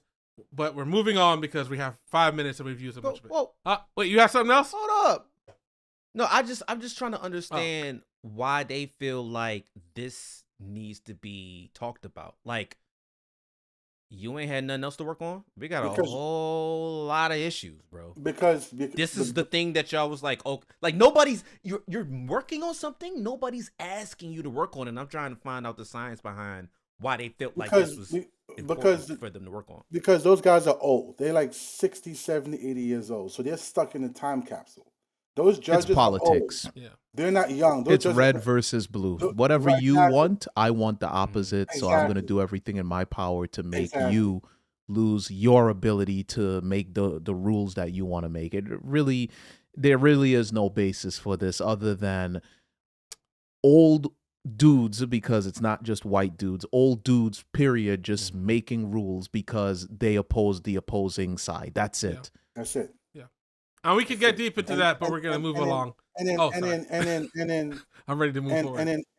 and to go a little deeper, right? Like some of these special interest groups got these guys in those positions, so in those seats. So whatever they want them to vote on, they're going to vote on. You see what I'm saying? So this is some real criminal shit. Well, as I said, yeah, there's a lot we could go into that. But we're going to move on to the war in Ukraine and everything that came out of that. Yo. We're going to Yo, Russia is tripping, bro. They like this is another. I'm sorry, but I have to keep saying this. I need to understand the science behind why people do certain. Like Russia, chill, because obviously it's not working out the way you wanted to work out, and I could have told you that. well, Bro, You know what I'm saying? I'm not even in your country, but I'm like, bro, you got people shutting down all your MasterCards. well, Why are you doing Well, this? here's the thing. I think that last time when Russia annexed Crimea, nobody cared, right? People didn't. There was not the outcry that you saw. I mean, people cared, but it wasn't that big of a deal for people in America because we had other things going on, right? I think that we're in this point of or this arc of our storyline where people are super aware of what's going on and they're willing to like argue and fight for it, and that's why I feel like America's paying. I know there's much more to it when you get to like geopolitical situations that's going on there, but people were willing to fight for this now, which is why they're like, oh well, let's pull it out, and social media played a part also because you can't escape it. So here's the thing: the Cold War never ended. The Cold War never ended, and this is what people don't understand. It never ended. That America and Russia is going to be forever. That shit is never going to end. That shit is never going to stop. You know what I'm saying? It was his biggest enemy back then, and it's his biggest enemy now. You know what I'm saying? So, that war in Ukraine thing, it made gas prices go up, and when the gas prices went up, that's when the inflation shit kicked in. If you pay attention to the trend, the inflation kicked in a few months after that, right? And then you start talking about going into a recession. So, like we said earlier, politics, man, and it's politics that we don't understand, right? It's things that just beyond our scope of knowledge, and they're gonna keep doing what they want to do. That's what it boils down to at the end of the day. But here's my thing, right? This is what I find very interesting. Everyone is so aware of the war in Ukraine and those refugees being displaced and all these different things. So what about when Haitians come to seek refuge here? Why do they send them back?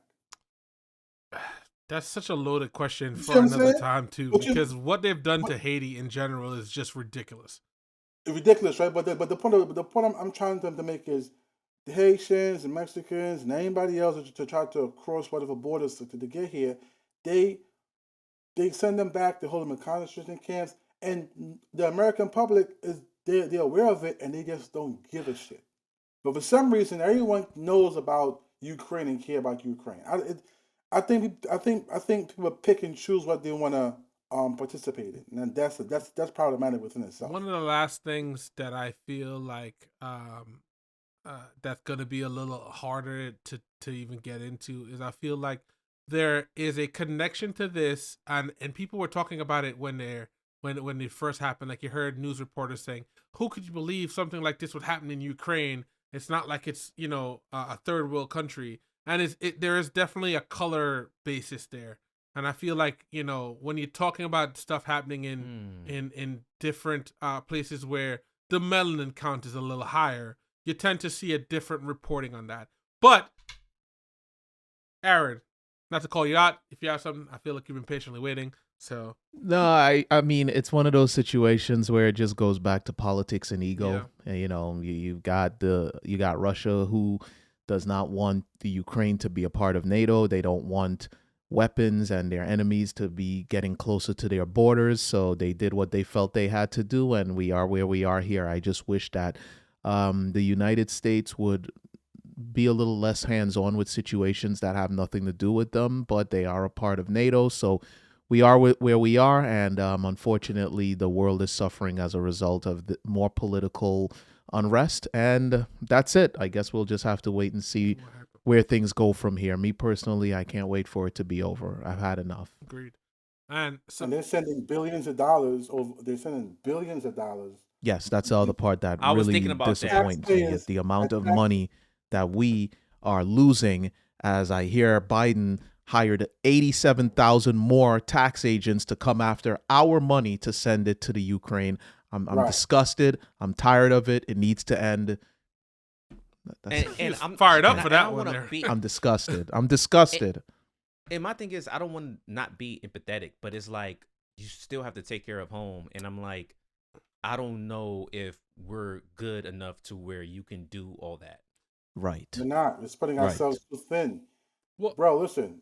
I'm telling you. See that stimulus package, that $4 trillion or whatever amount, the $6 trillion that they gave out to say to businesses and to people with mortgages and all that, we're going to be paying for that for the next 50, 60 years. That's a podcast on its own. I'm so disgusted with that. That's a whole different thing. So, like I said, man. Hey, the one thing I would always see, because I know somebody probably put this in the comments, they said is $1 billion of aid. It wasn't necessarily all money that they sent weapons and blah, blah, blah. But my concern is, why are people so upset about student loan, but they're fine sending money to a war that we're not in? That's like. Are they though? Are they what? People upset about it? I would think if you are upset about the tax implications of sending all this money to the Ukraine, you would still have the same kind of concern about the. One would think.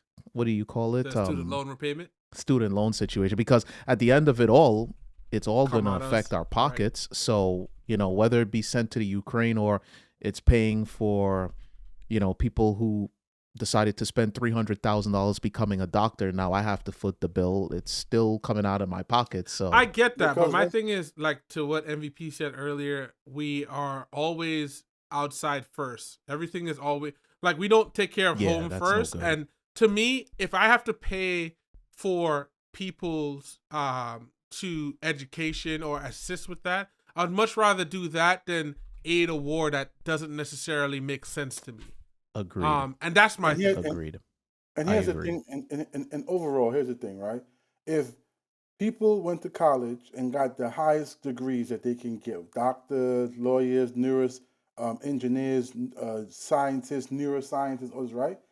Instead of instead of going overseas to hire those individuals to come and do those jobs, everything would be right here. You see what I'm saying? So then it'll be easier. It'll be more home ownership.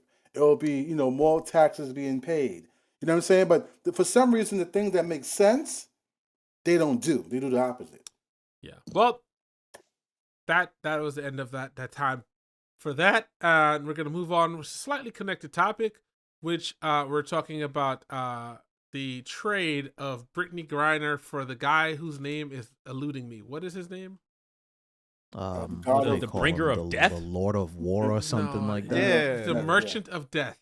The Merchant of Death. There you go. So that was one of the things that I think social media played a big part on. It's funny how social media has slightly been the cause, or not the cause, has been the thread that ties all of our stories together, because it does play a part in pretty much everything that we said in this whole thing. Well, think about it. All of these are social topics, and it's just the media that's delivering it. So, it does tie in somehow. And my stance on that whole situation, she made a terrible decision. We made an even worse decision, and we are where we are.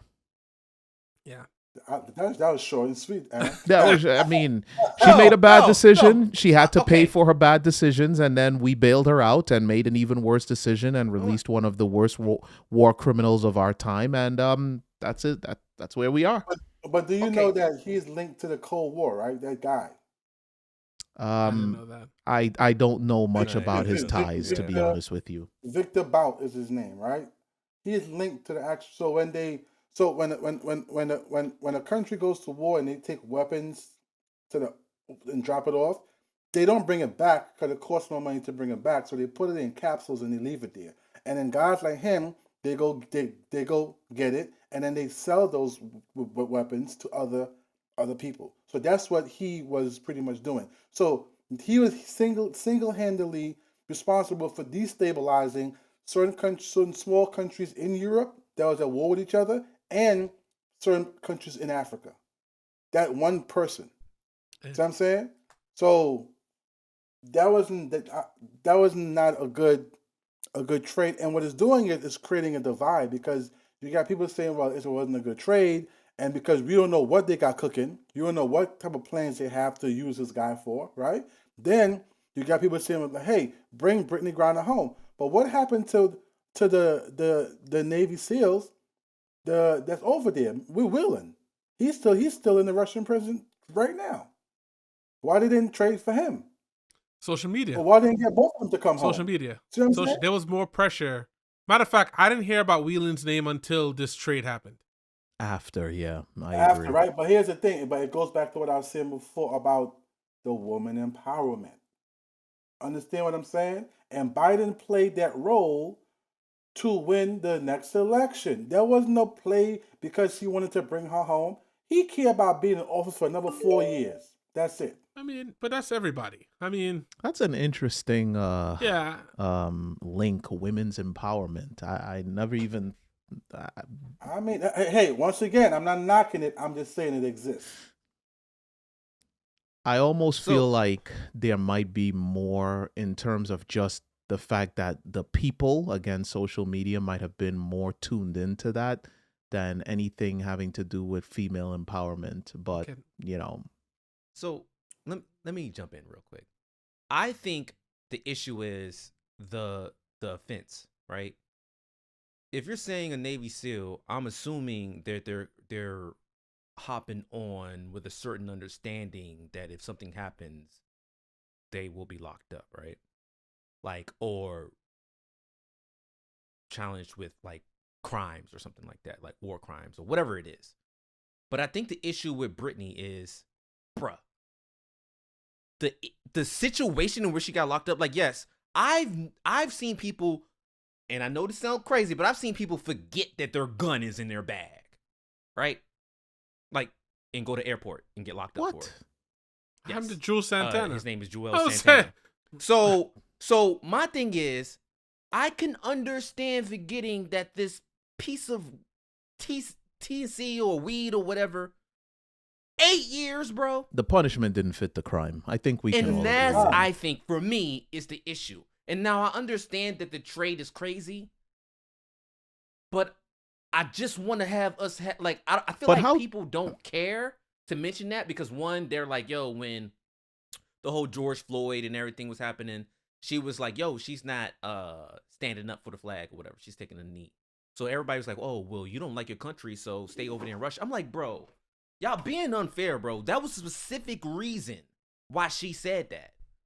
Right, but, and I don't want to overextend this, but how tone deaf do you have to be during a time of political uprising, specifically in the place that you're going to not pay attention to what's going on in terms of the political climate and to be so disconnected as to take any kind of paraphernalia into a place that knowingly does not treat these things the same way that the United States does. I'm not saying that she deserved the time that she was given, but at the same accord, there's some level of responsibility that should be assumed, especially in a situation where we're under such a weird and just, I don't know, just disjointed political time.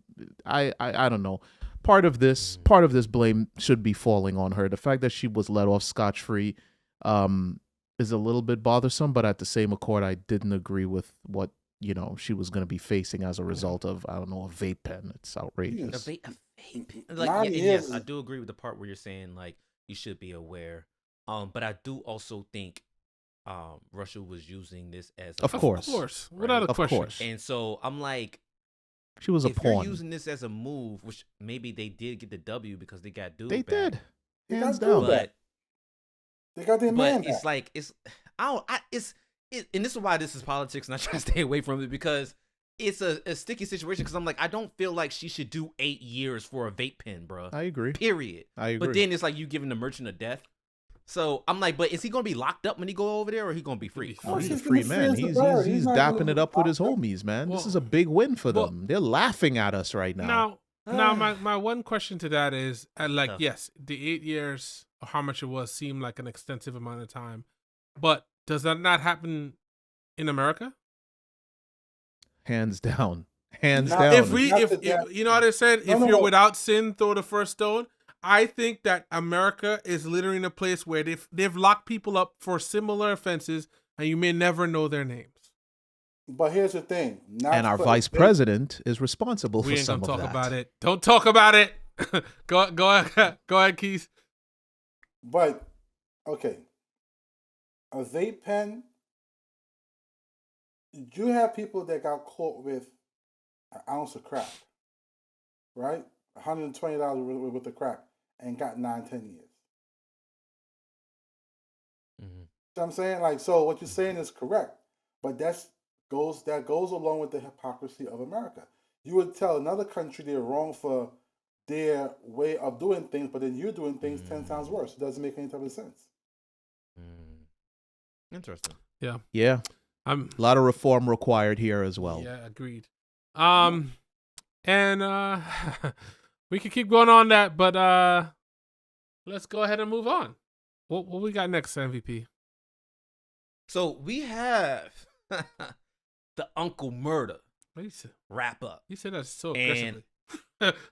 Uncle Murda. I feel like you have to put some respect on that name, right? So I'm gonna put it over to 21 Keys to start it off, and we can go from there. I enjoyed it. I enjoyed every year. He started off with the Will Smith and Chris Rock situation. He talked about everything from, Tory Lanez and Megan. He talked about Barbara Walters passing away. He talked about Freddie Gibbs getting beat up. He talked about everything you could think of that happened. It was like 50 minutes long, but it was so dope. They took 4 separate samples of like barbecue music, right? And then like sampled it, and then he rapped over that. So it went from one thing to the next, to the next, to the next, and it was just all fire. It was necessary. It was definitely needed. It was one of the things that I think a lot of people was looking forward to hearing at the end of 2022, because it was definitely like a chuckle. You got a chuckle out of that shit. For real. Yeah, So his just wrap for ups is people who- culture. Just for people who don't know, the wrap up consists of him spitting rhymes. What is the Yeah. wrap up? Like, what platform is this on? I mean, he just put it out. He just. I mean, it's on iTunes and all of that stuff, Okay. whatever. But like, Yeah, I usually catch it on YouTube Right, myself. I'm waiting YouTube, for the actual iTunes, video to drop because and then- that's and then- another thing that he does He too. does, He does yeah. the audio, like he puts out the audio literally First. at the top of the year just to get Okay. you going. But then like maybe 2 to 3 weeks later, you might get the visuals, and the visuals really brings it all together. I implore anyone that has not been aware of or has not taken the opportunity to listen and watch his yearly wrap up to go ahead and do it. I really wish that Joe Budden and Charlemagne the God were still cool with each other, because I used to love their year-end wrap-up as well. They did a fantastic job at the end of the year. But for those of you who have Peacock, Kevin Hart and Keenan did a wrap-up, and that was extremely Really? hilarious. Huh. 10 out of 10, hilarious from beginning to end, nothing but laughs. Oh, okay. So to go back to Uncle Murda. East New You said York. he mentioned the, huh? That's what he says. He says East New York. So he mentioned Will Smith situation, Yeah. which We didn't put on this list It's today. interesting. Oh, did we? Oh yeah, it's yeah, low. we it's did, low, we it's did, low. but it's low. But you had said something else that he had mentioned, Barbara Walters, and I thought mentioned- it was interesting. not the Barbara He Walters thing. mentioned Freddie Gibbs getting beat up. He mentioned Freddie Gibbs. Freddie Gibbs is known to like talk smack, right? Do you think that was bound to happen? bro, let me tell you something, right? As if you put that vibrato out in the world, at some point somebody's gonna test that vibrato. You see what I'm saying? So you can't talk spicy and talk like you about that and not think that somebody ain't gonna check you. Somebody ain't gonna test your temperature. Somebody ain't gonna check your chin. It's gonna happen, bro. The streets is undefeated. So you think that was a temperature check? Of course, bro. You can't out here running around talking crazy and not think you ain't gonna bump into the people you're talking crazy about. Yeah. Because I mean, he had a couple run-ins. He had at least run-ins with two different Yeah, one with Jim teams, Jones. squads. He had Jim Jones in Miami. Then he had the one with Griselda, Benny the Butcher, and them up in Buffalo. And I think he had another one. But at the end of the day, you can't be out here talking shit and then you can't back that shit up, bro. I mean, isn't that the case so many times? We can think of so many people that fit that category. That's the problem. Well, I think that's a big issue with 2022 and a couple years before that. Is like people think just because we have social media and things like that people don't still be outside, and it's like, yo, I think it's very you got to move correctly too, because you got to move correctly as far as I don't know. I think he had one security guard, but like if you're gonna be going crazy, you gotta have your security together, right? And bro, then two, yeah. go ahead. No, go ahead. No, I was gonna say too that I think when people speak, at least when I speak, I have to think in my mind that I might see this person, even though we might not move in the same groups at all. You still have to understand that you can't predict these things. You have to be in the same, and you have to stand on what you're saying, right? Right. And you have to be prepared for what happens as far as consequences. So you know what? I think in 2023 we should bring back punching motherfuckers in the mouth. Okay. I think just bring back punching people in the mouth, because Aaron Styles back in someone run their mouth, they get punched in their mouth, and then it's either one or two things gonna happen. Either it can be violence or you're gonna be quiet. 9 times out of 10, they get quiet. But Well, that's what I'm sorry. no, go ahead. go ahead. I know what you're going. Go ahead. No, that's what Murda said about the whole Will Smith Chris Rock situation. He said that I guarantee you he won't talk about Jada again. Sometimes, as what did Amigos say, sometimes it's just a little straightening, man. Yeah, but here's the thing. Yeah. The thing is, we're in a place where people are so super critical of stuff. Social media. Yes, so that's the theme of this of 2022. is social media is just Twitter how fingers. it's changed everything. Because I mean, I've heard so many going to the Will Smith thing. I heard so many people say, "Oh my God, he's deplorable," and I'm like, "Yo, you know what's crazy? This man, for all intents and purposes, was the model black person until they forgot he was from Philly and decided to check him real quick, and then all of a sudden he was like, "Oh my God, you can't do that," and I'm like, yes, okay, no, it's a public show. You don't want to.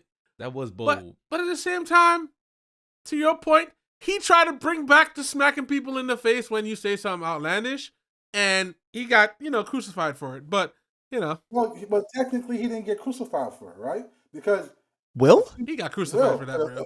Hold Bro. on, hold Let me on. hear you finish this. Will fell off the face of the planet for like a solid 7-8 months man. after that. But go ahead. A few months later, now he got a movie, Emancipation, and everybody's talking about the movie. It's probably not getting all the raise that it typically would get, but his name's still in the ring. So Nah, he took a lot of backlash lot. for that. He took a- Like he he took a lot of lost backlash. roles. They kicked him off of that show for the rest. There's a whole bunch of backlash that came from it. But me personally, I mean, it is what it is. Like Styles said, 20, 30 years ago, that probably would not have been such a big situation. But And the sad thing about it, too, is the people who benefited the most are the people who try to exact the hardest punishment. Because, you can't come to this thing. I'm like, ain't No, nobody I was was talking watching about that the show. show. I know nobody Facts. was watching that show. And Nobody was talking about that everybody was watching it after that slap. That was a slap, like, that was the quality slap, like the 8-ball jacket dude. That's the level of that slap. You're going to jail now. That 8-ball, if you don't know that 8-ball jacket slap, bro, if that was a On the train, folklore, that was folklore on in the New York. train? I don't think I was even in New York at that time when that happened. No, it was. Jacket slap, yo, that's crazy. That was on the L to C train that happened on. Yeah, man, that literally he's Ooh, the slap heard around bro. the world. The Sonic rings came out of that after that slap, bro. That was, The Sonic. it was ridiculous. Now people might look at you. People might look at you and say, "Oh, you can't be making fun of that. He slapped a woman." I'm like, yeah, okay, but she slapped him first, and I guarantee you that woman has never put her hands on another man after that. Yeah, I bet you she probably did. I'm not No, she saying did. that she did. I'm She not saying that definitely I advocate for what took place there, but sometimes you have to understand that putting your hands on people comes with certain consequences. And unfortunately, she felt the consequences from Hades. Oh my God, not Hades. But Hades, I know. that came from hell. you know what? I would say the one thing to wrap up my Will Smith little thing is that I feel like what you saw, and I think I said this before on one of our podcasts. I feel like what you saw from Will Smith was what it feels like to be a black man in America. You gotta do everything right, because if you do one thing wrong, you're gonna have to pay. You have to pay for it at the full extent of the law. The ultimate price. And that's how I felt. And maybe I'm personalizing that a little bit much, but that's how I looked at it, because I felt like the way that people were turning his back against him and stuff like that, it was like, oh, how could he do something so crazy? And I'm like, this dude was talking about his wife in a way that I mean, he could have probably done it differently, but he did it in a way that I guarantee you people are going to question whether or not they ever speak of Jada again. So that joke was super mild. Let's call a spade Yeah, here. it was Will very Smith mild. smacked Chris Rock because for a year leading up to that, he was just the brunt of everyone's joke. nah, You know, he let a gay man smash his Oh, wife. All these God. different things that were going on. Listen, these are facts. oh, fact. These are facts. Listen, Oh, these are listen. facts. He said the guy is not. He's not gay. He just expresses love in the way they express. Listen, That's what the Come man on. said out of his mouth. Come on. Will on, Smith man. smacked Chris Rock because he was the butt of every joke from every Correct. comedian Well, for a year straight. It was Then more on than top a of year, that, because it was the first Right, time before what- that when he hosted it, he was talking crap. Since Right? 2020, it was right? But then the part about it that was foul to me was when Jada got on her show and says, "I don't need protecting. I don't need anybody to protect me." And then she like, "I don't think what he did was right." Left that man out there to fucking dry. In, you know what I'm saying, it's like, yo, like he put everything on the line after you have did him dirty so many times, and I was like, wow. And then Will was, they're like, but that's Will's fault. You know what? That's Will's fault. Will tried to portray the squeaky clean image, right? And that's where he went wrong. If he had punched somebody in the face a few times in his career, he wouldn't have this problem right now. This is the second slap, though. This is the second slap that we've seen on TV. You didn't? It was the first one. He was on the red carpet, and this dude leaned in and kissed him, and he slapped him. Yeah. Well, that's deserving too. That's a deserving. Come on, man. You don't put your lips on another man and not expect another person, because it's not right for the woman either. I just want to be clear. Right? I agree. However, if you are a straight male and a man kisses you, that is a bigger offense than a woman kissing you. I'm sorry. No. It is. You say that now, but actually, we can't even go into this. I'm going to leave it. You ain't going to smack the woman. Yeah, you're not. All right, let me speak for myself. As a straight man, smack the woman. I don't want just random women trying to kiss me, clearly. However, I would be a lot more upset if that was a dude. Of course. Violence will be enacted. I'm sorry. Exactly. And if that's a cancelable thing to say, then I guess I'm out of here. Cancel me. Cancel me. You're not respecting my preference. Yeah, but and now, what I identify as. Yeah, listen, it's a treacherous world out there now. So you really don't know. You don't know. If someone chop that up and say, he don't like, gay people. So I don't know. It's a dangerous world. We need to be very clear that you have to be aware of what's going on. The issue with all of that for me is this. Everyone should have their preference, and their preferences should be respected. Period. Oh yeah, of course. I see no problem with that. I see no problem with that. But here's the problem with that. Oh shit! They keep moving the goalposts, and they keep blurring these lines, and it's creating other issues, and people is going to get hurt. A lot of people out there, they're going to get hurt, because some people, like Aaron said, and I agree with it, because I stand on it with that. They're not going to tolerate none of that shit. Of course not. Of course not. You're not with it, bro. Well, I saw a debate talking about should a transgender woman tell the person that she's dating that she's transgender, and people was like, yeah, they should, and they were like, well, that's her right not to. Like, what are you talking about? Well, so then when that person enact violence on them, then they're wrong? Like, come on. Well, yeah, they shouldn't choose the violence. Yeah. You should never choose violence. But I feel so hypocritical saying that, because, like, when it comes to arguments, I choose violence all the time. Not by hands. You woke up, but like violence. Literally, if we're having a debate, and I'm gonna choose violence in that way, not physically. No Will Smithing it, but I'm just gonna say that the lines to 21 Key's point, the lines are very blurred, and I feel like one of the hardest things about this whole thing, and I want to dive into it deeper, but maybe that's for another podcast, is that that specifically the preferences or the way that people look at things are kind of being forced on you. You have to do things by the way somebody else is saying it, and at a certain point that doesn't feel as equal to me, but whole nother conversation. Well, I've seen, and I understand another conversation, but I've seen situations where people get mad. It's like, yo, you used to be like some big boy assassinator, like you assassinate people, right? And when you get into a relationship with someone, and then the people you used to have business with and assassinate come back and like try to kill you and your family, they get mad, like, yo, why you never tell me you was like this big boy assassinator, right? So my thing is, if that's the case for that, I think you should let people know that your gender has changed.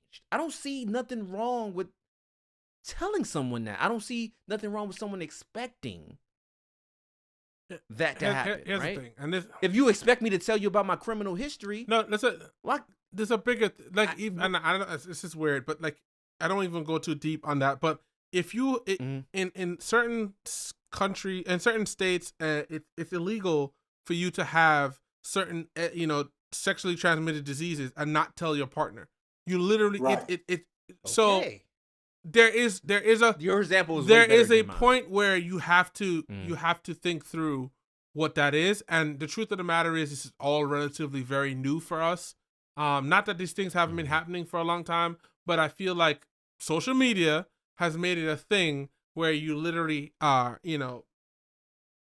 aware, or the stuff is being brought to your attention very highly, so it's 4 times harder. Anywho, moving along, unless anybody had anything else on that. One thing we did not talk about at all so far, which is actually very surprising, is music. We have not spoken anything about music, and so I guess we did talk about Uncle Murder, so that kind of fits in that category. But albums, what else we got? What we got? I mean, we can wrap it up on that. I to be honest with you, I haven't been really tuned into albums like that. Nas' album, King Disease 3. Oh. That's about it. I haven't really been tuned into music like this entire year. So you just reminded me about the whole 21 Savage Nas conversation that I said we would have in another conversation, and this may be the right place and the time to briefly touch on why I said what I said. Luckily, no one came for me because, as I said, I choose violence. But I don't choose violence. That sounds so bad. I feel like you always got to be very clear about what you say. But no, I what were your thoughts on 21 Keys' statement? Sorry, 21 Savage. Oh, yeah, I was like, what? 21 Savage and his statements on Nas' relevance. Trying to get me canceled? Yeah, that was my bad. I didn't. Your names are kind of close. What, my take on it? Anybody's take. We got a couple seconds on this one. Well, We'll move on. 21 Savage made his statement, and that's still what he believed. That's what he believed. Is it true? No. Is it accurate? No. Is it correct? No. Because even if Nas is not relevant in music, he's still relevant in business. So at the end of the day, his Nas' name been thrown around for the past 3 years consistently, and he dropped 3 good bodies of work consistently over the past 3 years. So therefore, I don't even know what 21 Savage is talking about. And on top of that, he's actually including the youth in his music. So he got all these younger artists on these albums with him. Then he's showing them love and paying homage to them at the same time. So I don't see how Nas is not relevant. Go ahead. I do want to add that, like, one of the issues I had with Nas was his beat choice, right? Why everyone says that? Because he chose horrible beats in the past. Let's not pretend about it. No, some of the beats that he chose, like after his first album, were horrible. They were bad. It was the one thing that kind of took. I'm gonna say it. I don't really care what anybody has to say. I think his beat selection choice was kind of suspect. These are facts. It's up there with Cannabis. Terrible. Well, okay. Go ahead. Finish your statement. But my statement is, I think that the reason why I feel a connection with the King's Disease specifically is because I think maybe he heard that criticism and he went and worked with the people that would give him that next level. And being older, I think, like, you're always growing and always learning. But to see him, even with the 21 Savage, he met up with 21 Savage after that whole situation. Did a song. And made a song with him. I'm like, bro, this is excellence that I'm talking about. Like, yo, Nas is a person who has confidence in himself. Y'all can say whatever y'all want to say. He'll take the criticism, make adjustments. I can appreciate that. And when I heard the King's Disease, all the volumes, very, very good work. Very good body of work, man. Very good body of work. To add my piece into that, 21 Savage was wrong. People can argue it if they want, but the fact of the matter is, if Nas was irrelevant, he wouldn't even know his name. How many people have you heard mention Case recently? Who even damn, you went to Case though? Exactly. Hey, that is irrelevant. Well, but to call Nas irrelevant is just that on his part. It was he was defining relevance as popular in that moment in time, and that is not what the definition of relevance is in the reality of it. Nas Nas is very relevant right now and has been relevant since he began putting out music. Is he as popular as he's always been? Absolutely not. But to intermix relevance and popularity is I don't know. But it's 21 Savage. He speaks a lot. Whether or not he's wrong, it's his opinion. And like you mentioned MVP, in terms of him just taking what he heard, actually sitting down with him, making music rather than just jumping on the bandwagon and trying to crush the dude. I think that's how all of the older generation of hip hop should treat some of the younger generation of hip hop.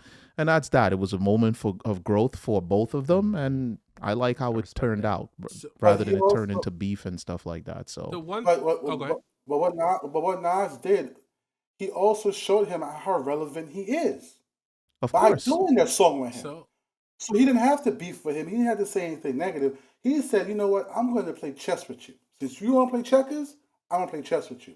You just made music with an irrelevant artist. But so to clarify why I think he wasn't wrong is that I'm not, at no point did he say Nas was irrelevant. He said he wasn't relevant, and to Aaron's point, he said it has to do with popularity. That is the way that they talk about relevance I guess reason why I see it that way is that it's always been connected to the way that people evaluate hip hop and the charts and stuff like that. Like, it's a very music industry style of talking about things. So for me, I didn't see it as he said it was irrelevant, because he then went on to say he has a fan base and he makes dope ass music. And I think that people just heard that the relevance part and assumed that he said Nas is irrelevant. And that's the thing that kills me the most about where we are now in society, and because of social media, is that we only get clips. We hear very small pieces and people, create a whole story about what that meant. I think anybody who's a hip hop fan cannot say Nas is irrelevant. If you've been listening to hip hop at any point, unless you're one of these fly by night people who just come in for, the newest hot Drake record, but even those people can respect what Nas has done to the game, and the fact that he's still going. Like, to look at him compared to like a Jay-Z, which is a touchy subject because that was like, it caused fist fights, people to fisticuffs in New York because of that Jay-Z and Nas thing. But like, look at what Nas is able to do with his transition to keep going now in a place where I feel like Jay-Z struggles, right? Like, literally Jay-Z, 444 was a great project to me, but I don't think we'll see another Jay-Z record for a while. We're going to see features here and there, but for Nas to go back and drop project after project, year after year, I think that shows just how good he is. But at no point, I'm not going to speak for 21 Savage,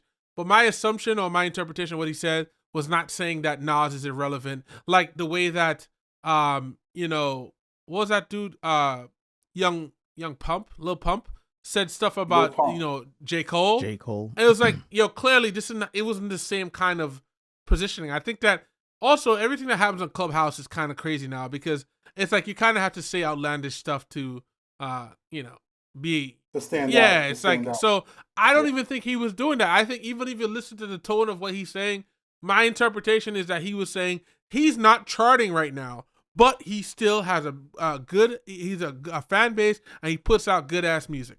So, and I agree with everything you're saying. The only thing I'm going to disagree with is that he said that he was not relevant, and not relevant and irrelevant are the same thing to me. It's just the same as if I say something is not replaceable or something is irreplaceable. Correct. It's the same thing. So, but I agree with everything you're saying. He was basically just saying he's not the top dog right now, and that's it. I just think that was taken out of context, like a lot of things that happened. Right. Well, he had to explain himself too, because if you say someone is not relevant, people are gonna take it as you're saying he's irrelevant. But I saw so many ads or so many clips on Instagram or even news articles that said 21 Savage says that Nas is irrelevant, and I'm like, that's not what he said. But I get what you're saying, which is what he said, but with a little bit more context, you get to understand where he was going with it. I understand that. And go ahead. But you have. I don't know. I think 21 Savage. He should have never said that. Period.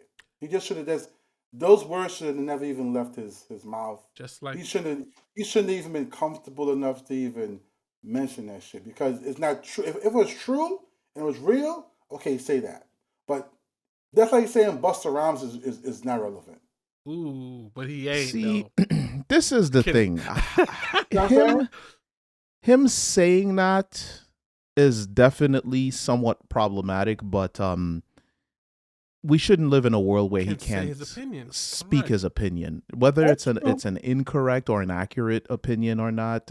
As long as your opinion isn't out here inciting violence, you should be able to speak. If you feel a certain way, you should be able to speak, and we should be able to have a conversation. And at the end of the day, either I walk away understanding, oh, maybe what I thought of the situation was wrong and you taught me something, or it's the reverse. You were wrong and I was able to teach you something. Correct.